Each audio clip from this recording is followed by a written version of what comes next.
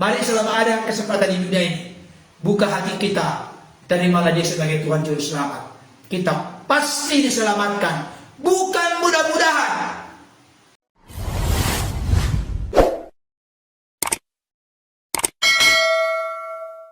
Ibrani 13 ayat 8 jelas berkata, Yesus Kristus tetap sama baik kemarin maupun hari ini dan selama-lamanya. Saudara dikasihi Tuhan, ada keyakinan yang berkembang di luar sana bahwa Yesus tidak mengalami kematian dengan cara disalib. Saya kasih tahu, menurut fakta Alkitab yang begitu banyak, jam demi jam, mulai ditangkap, disidang, dan seterusnya nanti disalibkan. Jelas sekali di dalam Alkitab, khususnya dalam kitab-kitab Injil, Matius, Markus, Lukas, Yohanes. Dan bukan hanya fakta Alkitab, tapi juga fakta historis, fakta sejarah menunjukkan, membuktikan Yesus benar-benar mati dengan cara disalib pada masa pemerintahan Pontius Pilatus.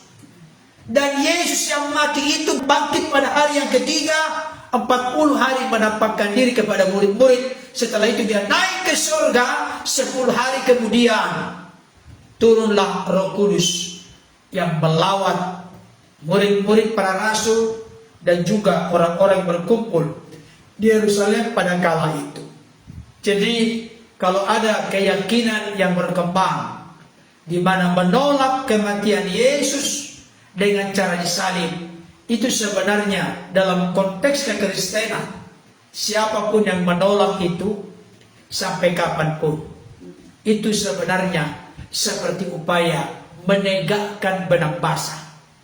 Benang kering pun tidak bisa ditegakkan, apalagi benang basah.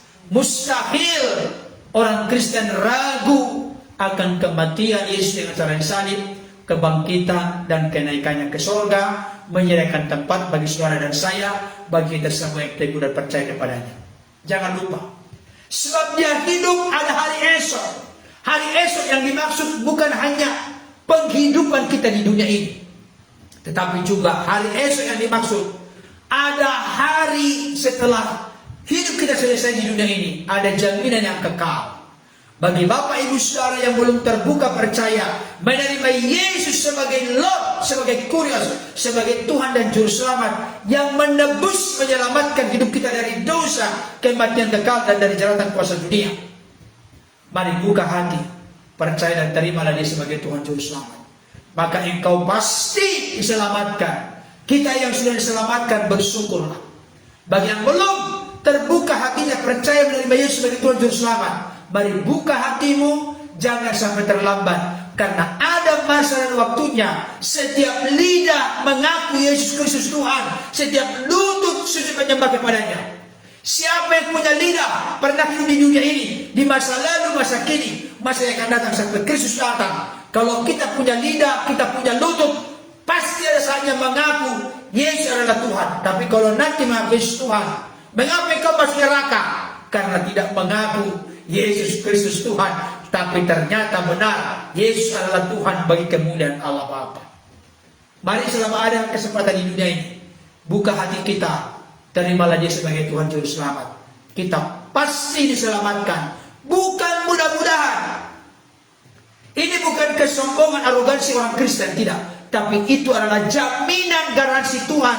Karena Yesus yang mengerjakan keselamatan, kita tinggal menerima, menyambutnya dengan segala roh kerendahan hati. Dan tentunya kita bisa mengaku Yesus Tuhan oleh karena karya Roh Kudus.